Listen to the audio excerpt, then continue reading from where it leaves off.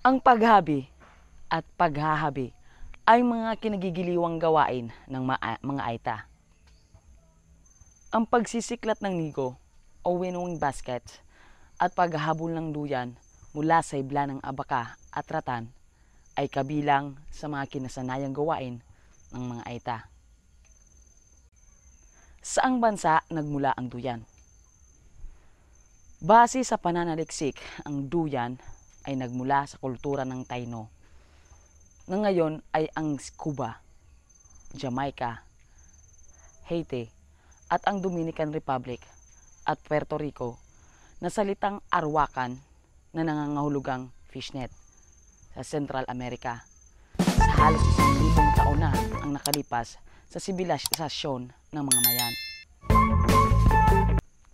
Ang duyan ay unang binuo para sa pagtulog ng mga katutubong naninirahan sa gitna at timog Amerika. Ang mga unang duyan ay hinabi mula sa balat ng puno na kilala bilang hammock tree. Kaya naman, tinawag ito ng mga katutubo na hamakas sa kanilang sariling wika. Ang material na ito ay kalaunan ay napalitan ng mga hibla ng sisal dahil ito ay mas sagana sa kapaligiran. Ang mga duyan ay naging isang hindi kapani-paniwalang nakilala at naging simpleng pagpipilian sa pagtulog. Dahil kapag ito ay nakabitin at angat sa lupa, ito ay nagbibigay ng kaligtasan mula sa anumang sakit, kagat ng insekto, at kagat ng hayop sa gabi. Dahil sila ay pinagtibay sa Europe, ang pangalan sa kalaunan ay umunlad sa tinatawag na natin ngayong bilang hamak. Habang dito sa Pilipinas, tinatawag natin itong bilang duyan. Naging tanyag ang dayuhan sa Europa sa pamamagitan ng tanyag na si Christopher Columbus na nang makarating sa kanluran ng Amerika noong 1,400 taon, napansin at naitala ang kanyang mga natuklasan kung paano natutulog ang mga tao sa mga lambat sa pagitan ng mga puno. Malinaw na nabighani si Columbus sa likha habang dinala niya ang ideya ng duyan pabalik sa Espanya, na kung saan naging tanyag ito sa buong Europa at kalaunan sa hilaga ng Amerika. Maging ang mga kulungan ng mga bilanggo ng Britanya ay nagsimulang palitan ang mga kama ng mga duyan upang makatipid ng espasyo at mabawasan ang mga gastos, gayon din sa Estados Unidos.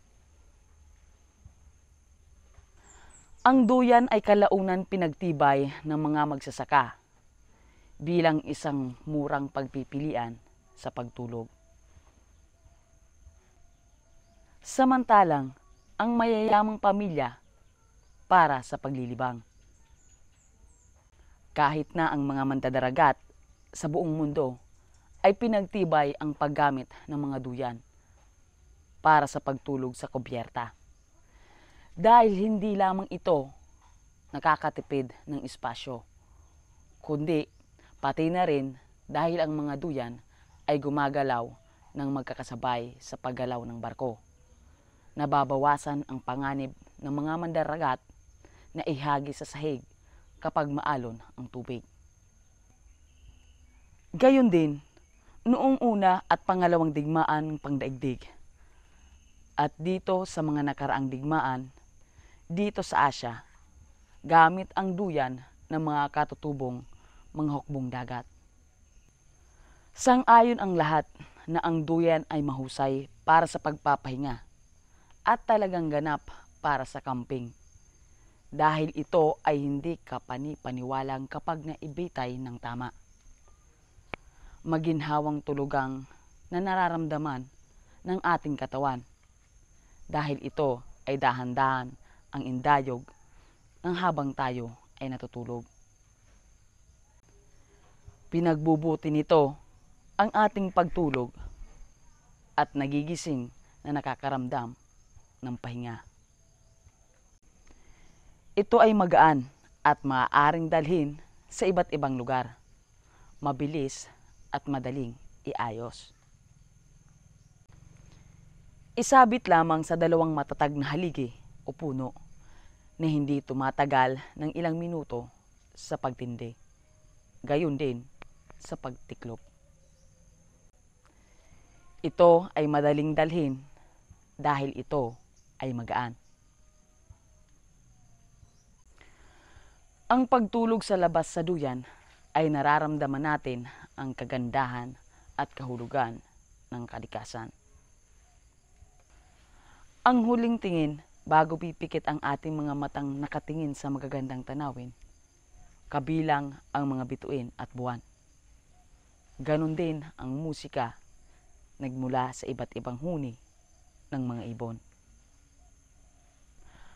Ang nakakamangang ningning ng bukang liwayway ang gigising sa atin at ganap na kagandahan ng tanawin sa paligid.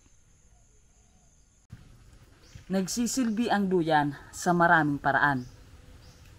Binibigyan tayo ng duyan ng lugar para makapagpahinga sa anumang oras.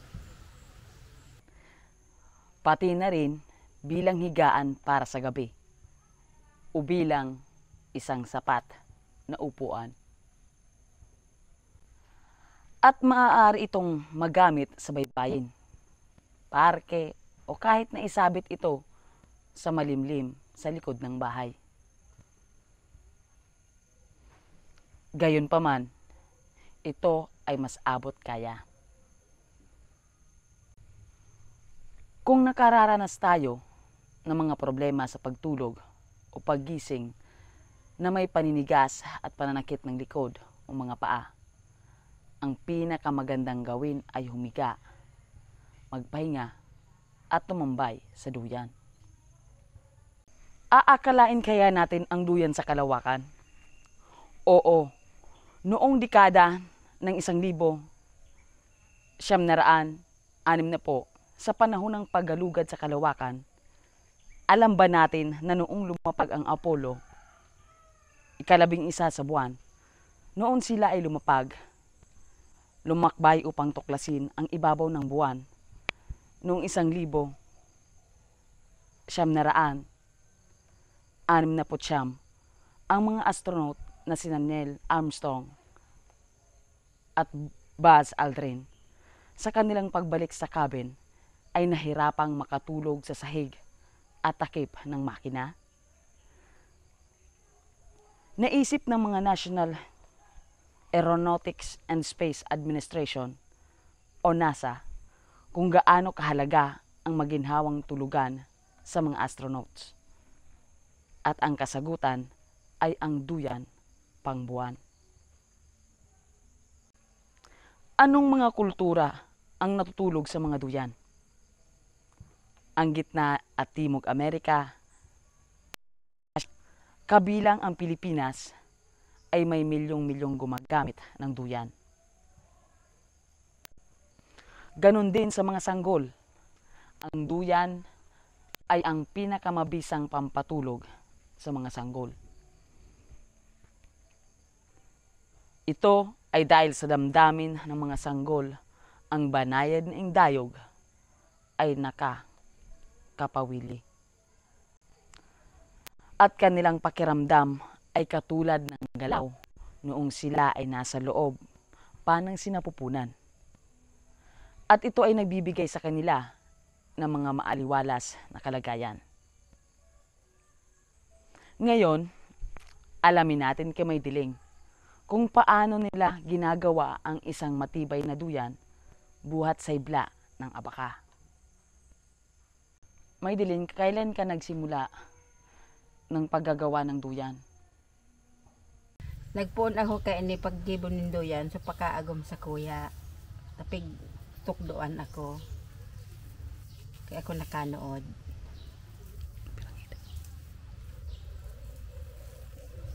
Ngunyan, mga 30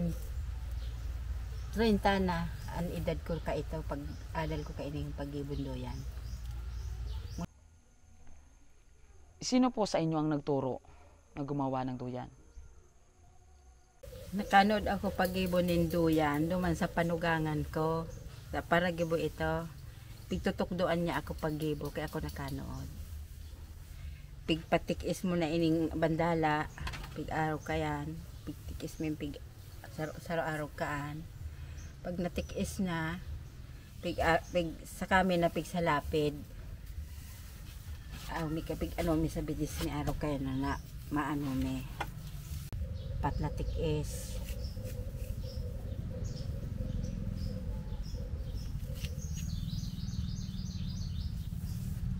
Tapos pig sa lapid may nan araw ka na.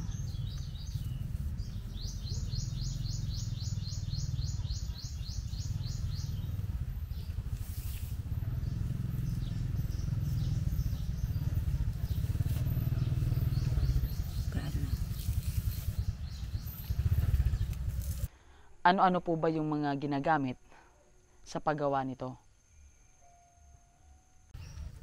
Gamit ka ini pag kahoy na pang pigtakudan sa pangkawa, tapos bandala man giraray kahoy sa naman, tapos bandala ang kaipo kainin pigagamit.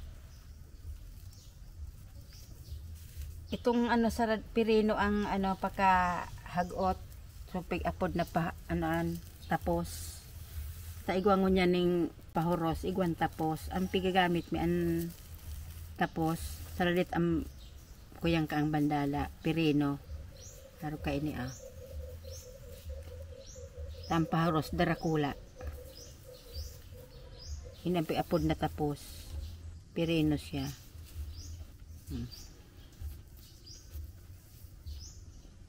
Pigagamit min pag takudan ka ini huning kahoy, bayawas sa matuos siya, bigla gibong barira. Bayawas kaya dawa alang matuos, minatuos siyang maray.